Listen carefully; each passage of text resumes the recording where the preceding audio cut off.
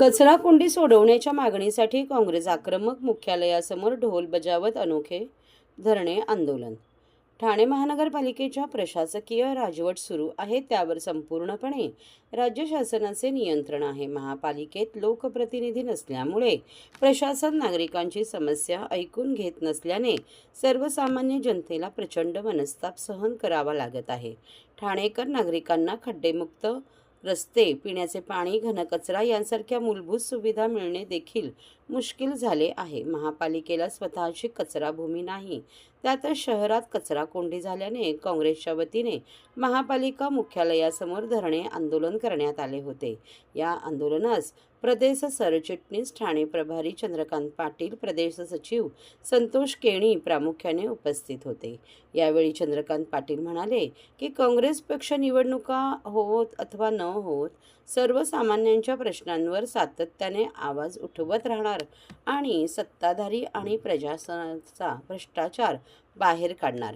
यावेळी शहराध्यक्ष विक्रांत चव्हाण यांनी सांगितले की मागील 10 दिवसांपासून शहरातील कचरा पूर्णपणे उचलला गेला नाही। सत्ताधाऱ्यांच्या संगतमताने 10 वर्षाच्या निविदेचे नियोजन करणारे प्रशासन 10 दिवसाचा कचरा उचलू शकत नाही, हे महानगरपालिकेचे तसेच सत्ताधाऱ्यांचे अपयश आहे। गेली 25 वर्ष सत्ता असून कुठलीही ठोस उपाययोजना करू शकलेले नाही, त्यामुळे ठाणेकरांच्या आरोग्याशी खेळण्याचा हा प्रकार सुरू असून शहरातील कचरा कोंडीचा प्रश्न न सुटल्यास नागरिकांच्या रोषाला सामोरे जावे लागेल। म्हणूनच प्रशासनाचे लक्ष वेधण्यासाठी महापालिका मुख्यालयासमोर ढोल वाजवत अनोखे आंदोलन करण्यात येत आहे। यावेळी आंदोलनकर्त्यांनी हातात विविध घोषणांचे फलक घेत सत्ताधारी तसेच प्रशासनाच्या विरोधात प्रचंड घोषणाबाजी करत ढोल वाजवून मुख्यालयाचा परिसर दणाणून सोडला। तसेच याबाबत ठाणे महापालिका आयुक्तांना निवेदन देण्यात आले। यावेळी ठाणे काँग्रेसचे प्रवक्ते राहुल पिंगळे, महिला अध्यक्ष स्मिता वैती, शिल्पा सोनावणे, सेवादल अध्यक्ष रवी कोळी, महेंद्र म्हात्रे, हिंदूराव गळवे, गिरीश घरत, निशिकांत कोळी, स्वप्नील कोळी, युवक काँग्रेसचे आशिष गिरी, विनीत तिवारी, स्वप्नील भोईर, महेश पाटील, जनाबा पाटील यांच्यासह मोठ्या संख्येने पदाधिकारी व कार्यकर्ते उपस्थित होते।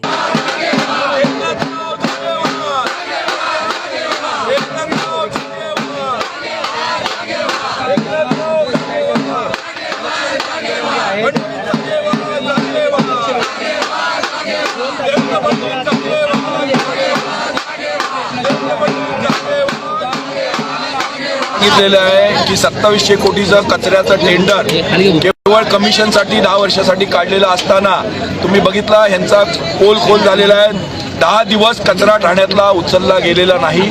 एकीकडे विकासाच्या गोष्टी करतात, विकास यांच्याने होणार नाही, कारण का यांना टेक्निकल इंटेलिजन्स नाही, यांना पॉलिटिकल विल नाही। हे अशिक्षित लीडर लोक आहेत, यांना फक्त लोकांची माणसं फोडण्यामध्ये, स्वतःमध्ये आणि स्वतःचे दरवाजे उघडण्यामध्ये आणि गाड्या, त्यांना वाटलं काँग्रेसचे 2-4 कार्यकर्ते चिल्लर फोडले म्हणजे त्यांनी काँग्रेस ठाणे जिंकली, अजिबात नाही। ठाणेकर बेहाल आहेत, कचऱ्याची समस्या आहे, क्लस्टरची दडपशाही आहे, क्लस्टरवरती दादागिरी करतायत, मोठे मोठे बिल्डर आणून त्यांच्याकडनं हप्ते गोळा करून, सुगी बिल्डर असेल, दामजी सामजी असेल, मोठे मोठे बिल्डर आणून लोकांवर दडपशाही आणतायत, म्हाडाच्या वसाहतींवर दडपशाही आणतात। एकीकडे कचऱ्याची ढीग आहेत, एकीकडे पाण्याची समस्या आहे, एकीकडे वाहतूक कोंडी आहे। ठाणे बेहाल आहे, विकासाच्या गोष्टी करतात, ठाणे बेहाल आहे, विकासाच्या गोष्टी करतात, महाराष्ट्रामध्ये विकासाच्या गोष्टी करतात, ठाण्यामध्ये अंधाधुंदी पसरलेली आहे आणि अधिवेशनात जाऊन सांगतात मी शेर का बच्चा है। अरे शेर का बच्चा है तो ठाणा संभाल और जागाओ, ये कचरे का ढीग उठाओ, वो सीपी तलाव को बचाओ। एकीकडे जाऊन नौटंकी करतात, सीपी तलावचा हे झाला पाहिजे। अरे सीपी तलावाला डम्पिंग नेलं कोणी? तुम्हीच नेलं। 25 वर्ष तुमची सत्ता होती, तुम्ही का डम्पिंग ग्राउंडची व्यवस्था करू शकले नाही? तुम्ही का कचरा निर्मूलनाची व्यवस्था करू शकले नाही? तुम्ही का पाण्याचं धरण घेऊ शकले नाही? लोकांना फसवून, गंडवून, चुटिया बनवून या 25 वर्ष सत्ता हस्तगत केली यांनी। खोपकर मर्डर केस नंतर सत्ता हस्तगत केली, लोकांना गंडवतात, महापालिकेच्या अधिकाऱ्यांना हाताशी धरतात। पहिला चौफुले असायचा, आता पाटोळे आहे, मध्ये आता मनीष जोशी आहे, सगळे अधिकारी आता एक संदीप माळवे अधिकाऱ्यांना जवळ करून मलिदा गोळा करतात, बिल्डर लोकांना कॅबिनमध्ये बसवतात, बिल्डर लोकांकडून पैसा गोळा करतात. मात्र जनतेची चाड नाही. शासकीय निधी आणली, 1,000 कोटीची 1,500 कोटीची शासकीय निधी आणली, गटार पायवाटा करण्यासाठी आणली.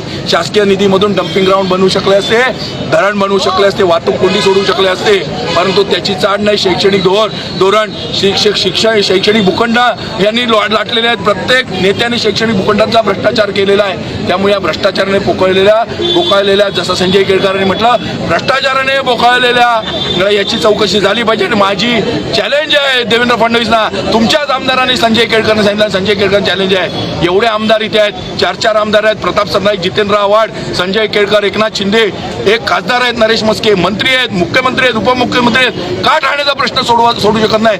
महाराष्ट्राला शहाणपण शिकवायला जातात, आधी ठाणं सांभाळा, ठाण्याची जागीर सांभाळा, ठाण्याच्या लोकांना सुटकेचा श्वास द्या. आणि म्हणूनच तुम्हाला वाटत असेल काँग्रेस संपेल, काँग्रेसचा छळ केला जाईल, अफजल खानासारखा काल म्हणाले, अजिबात नाही. काँग्रेस संपणारी नाही. काँग्रेस तुमचा मुघलाई अफजल खान रूपी तुमचा जो वेश आहे तो पलटल्याशिवाय राहणार नाही. ठाणे काँग्रेस समर्थ आहे आणि जेव्हा जेव्हा लोकांवर अन्याय होईल ठाणे काँग्रेस रस्त्यावर उतरेल. काँग्रेस अनेक वर्षापासून या ठिकाणी प्रशासक आहे, लोकप्रतिनिधी नाही. त्यामुळे लोकांना अनेक नागरी समस्यांना या ठिकाणी तोंड द्यायला लागतं आहे. तुम्ही बघितलं असेल, वाहतूक कोंडीसारखी समस्या आहे, क्लस्टरसारखा विषय हा वासून उभा आहे, मेट्रो अद्यापपर्यंत चालू झालेलं नाही आहे. अनेक ठिकाणी पाणी टंचाई आहे. तुम्ही बघितलं असेल, नवीन उंच इमारतींना या ठिकाणी परवानग्या मिळतात की त्याचं पाणी त्या ठिकाणी वापरलं जातं. आणि उंच इमारती होत असताना त्या ठिकाणी सीपी तलावच्या सारख्या ठिकाणी 8-9 माळे कचऱ्याचे ढीग उभे राहतात, परंतु कुठल्याही प्रकारच्या उपाययोजना हे प्रशासन पूर्ण करू शकलेलं नाही. आणि तुम्ही बघितलं असेल की आता मोठा प्रश्न या ठिकाणी घनकचऱ्याचा निर्माण झालेला आहे. प्रत्येक घराच्या बाहेर, प्रत्येक दाराच्या बाहेर आणि प्रत्येक रस्त्यावरती कचऱ्याचे ढीग साचलेले आहेत, परंतु प्रशासन आश्वासन देण्याव्यतिरिक्त काही करत नाही.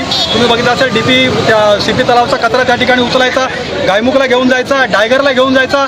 आता ते सांगतात की आम्ही हातकोलीला घेऊन जातो, त्या ठिकाणी न्यायला आम्हाला वेळ लागतो, परंतु कचऱ्याने भरलेल्या गाड्या त्या ठिकाणी उभ्या आहेत. ह्या कचऱ्याची समस्या ज्या पद्धतीने तुम्ही घोषणा करता की मुख्यमंत्र्यांचं बदलतं ठाणं अशी घोषणा केलेली होती, परंतु कुठल्याही प्रकारचा बदल पाणी प्रश्नामध्ये असेल, वाहतूक कोंडीमध्ये असेल आणि हा आता नवीन झालेला घनकचऱ्याचा प्रश्न असेल झालेला आहे.